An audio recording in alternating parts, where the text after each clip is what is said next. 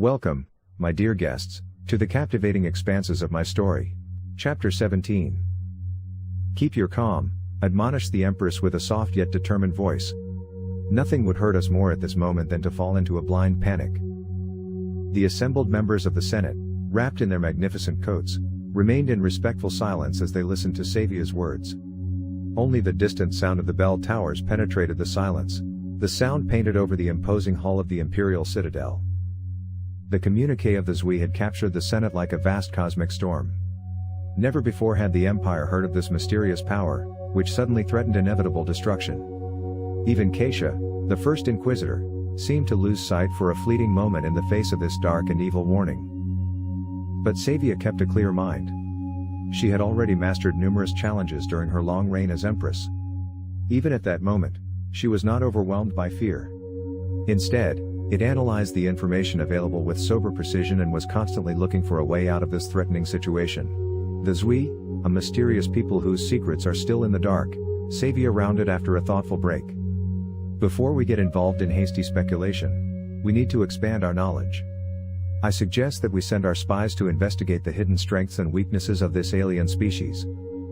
A benevolent ruin filled the room. Even the sober realist, Kasach, could not logically refute Savia's proposal. No one knew how threatening the Zui warning was.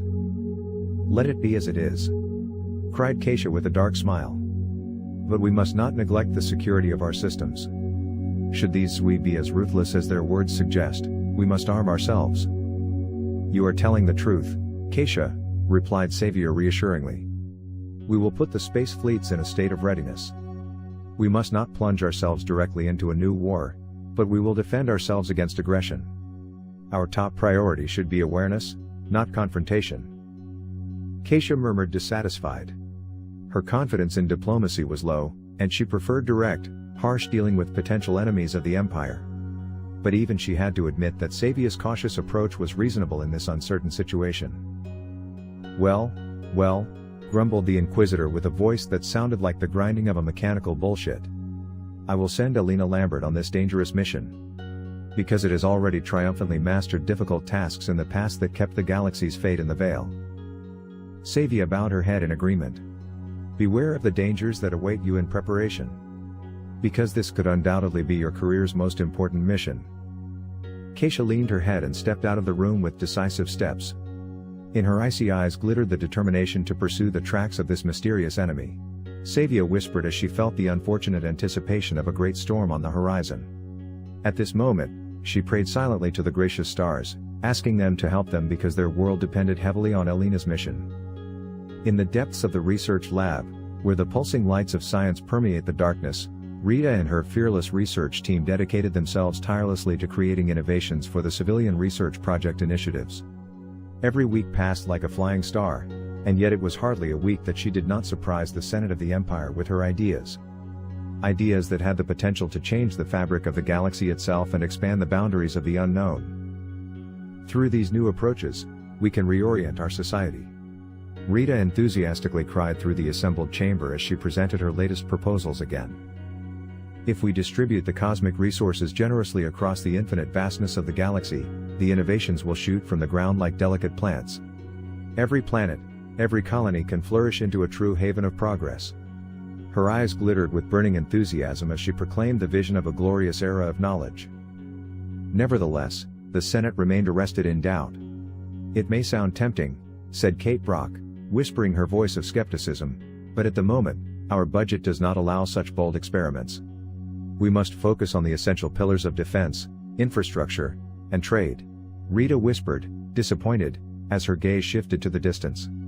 The infinite vastness of the galaxy was reflected in her eyes as she again encountered rejection. But she was a fighter, a visionary whose courage and determination could not be broken so easily. The conservative chamber of the Senate, a bulwark of ignorance and stagnation, seemed unwavering in its rejection of the wonders of science and the power of knowledge. But Rita was determined to overcome this obstacle, to break down the walls of ignorance, and to carry the light of knowledge into the darkness. She knew there had to be a way to turn her ideals into reality. A path paved with obstacles and challenges but ready to overcome every stone because she believed in the power of progress and the human mind's ability to change the world.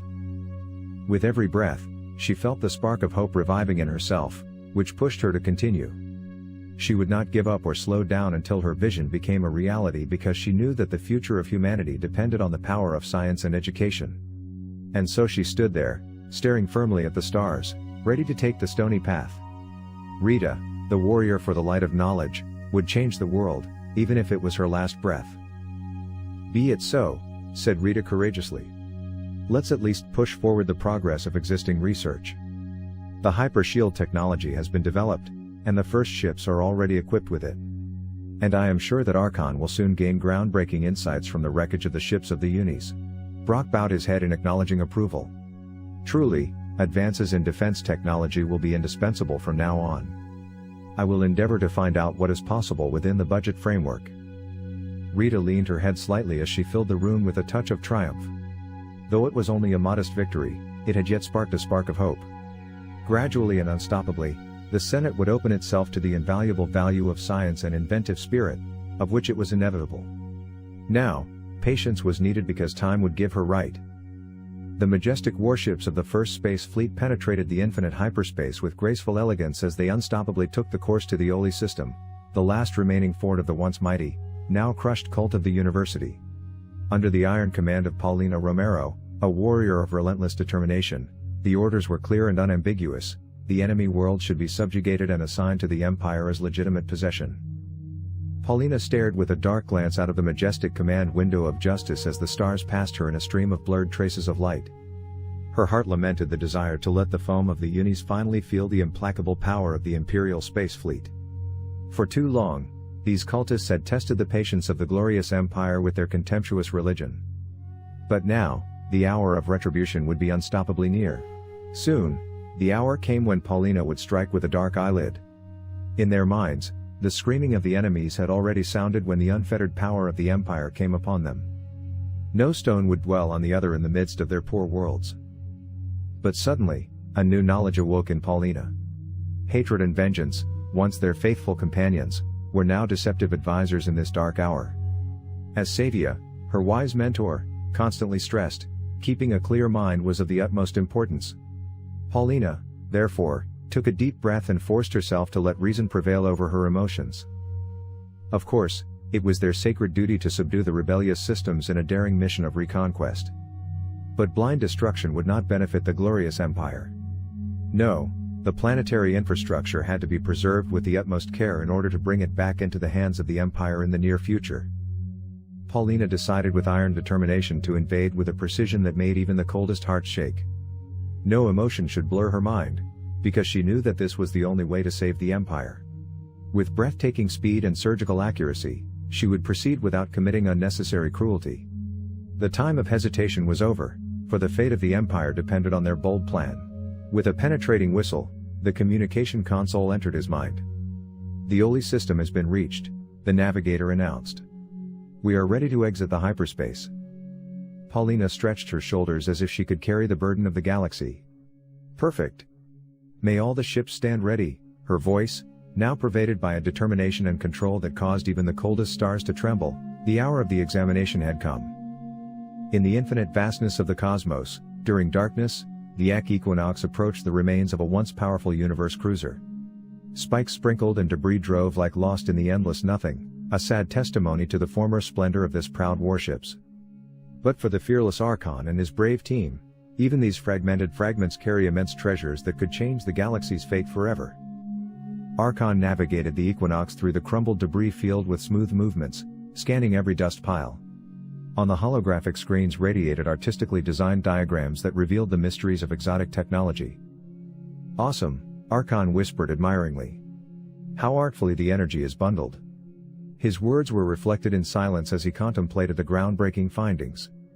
"If we can figure out these principles, we will make a huge technological leap." He maneuvered the equinox carefully closer to the carbonized fragment with extreme precision, as if opening a fragile treasury. The scanners surrendered in a hypnotic rhythm, penetrating every atom of the wreckage and revealing its hidden secrets. Circuits, alloys, energy signatures, the attentive sensors captured all of them, and slowly, the puzzle pieces were put together to create a breathtaking picture of the advanced Uni technology. It was as if the past merged with the future, inaugurating a new era of knowledge and technology. With growing fascination, Archon plunged into the depths of the mysterious alien engineering. What brilliant spirits these interstellar companions had created.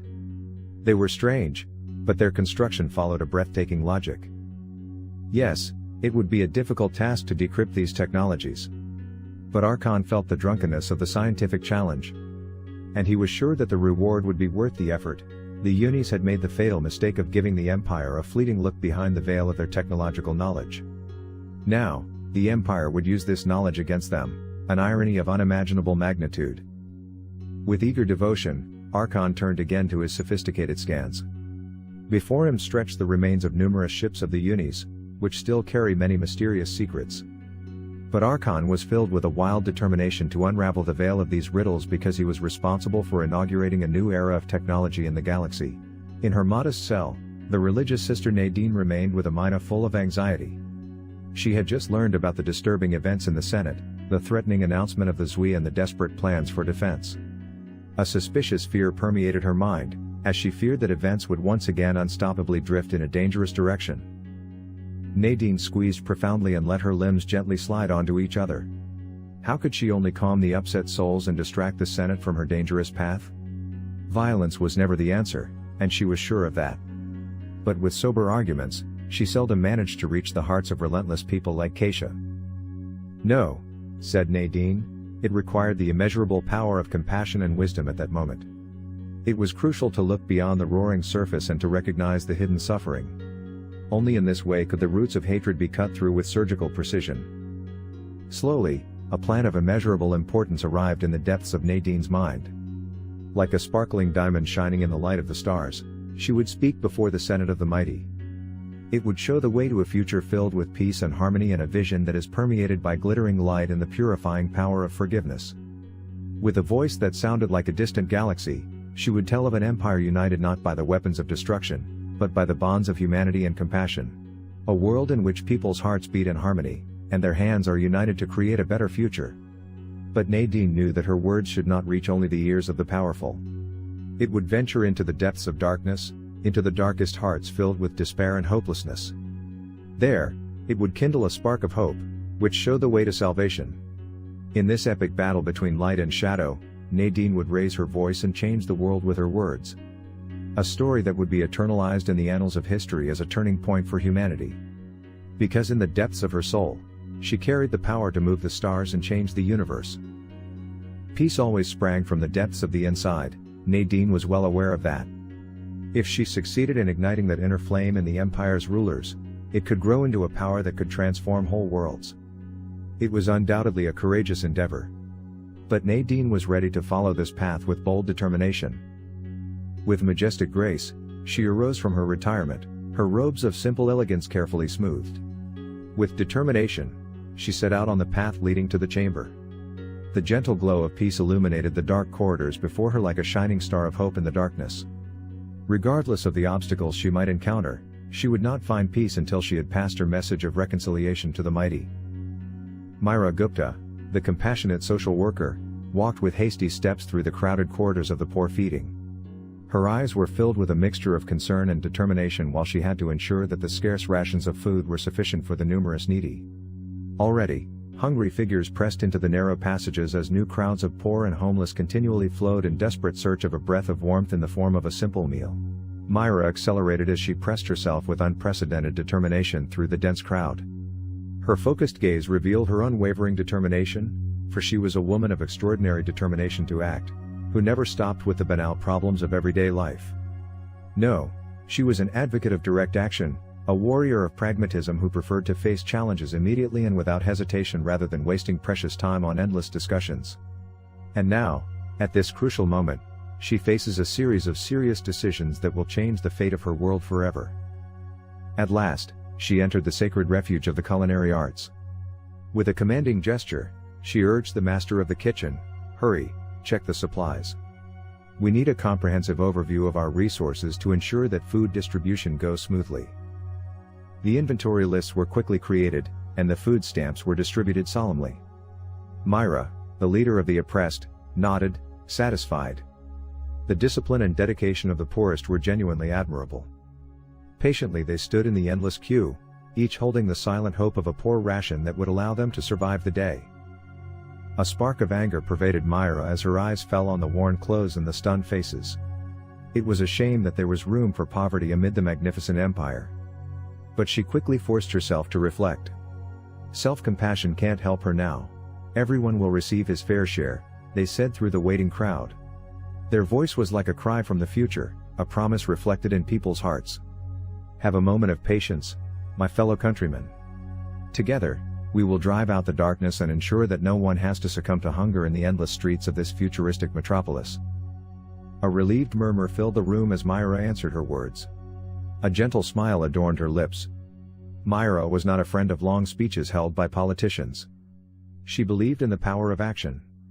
And today, she had once again achieved a small victory for humanity by placing simple compassion over cold efficiency. The following day, she would firmly enter the Senate to fight vehemently for a more generous provision of resources to support needy people. Myra knew this would be a relentless battle that would never end. But she would find no rest until every homeless man had a protective roof over his head and every hungry man saw a nutritious meal standing before him. Whatever you do for the least of my people, you do it for me, she whispered in front of herself. That thought would always be her driving force. In the end, the last rays of the day's sun smoothly slipped over the futuristic metropolis. The city of the future, with its glittering skyscrapers and floating means of transport, pulsated with energy and innovation. But dark secrets and social injustice are also hidden underneath the glossy surface. Hey, I would be happy if you could give my video a like, leave a comment and subscribe to my channel to stay up to date.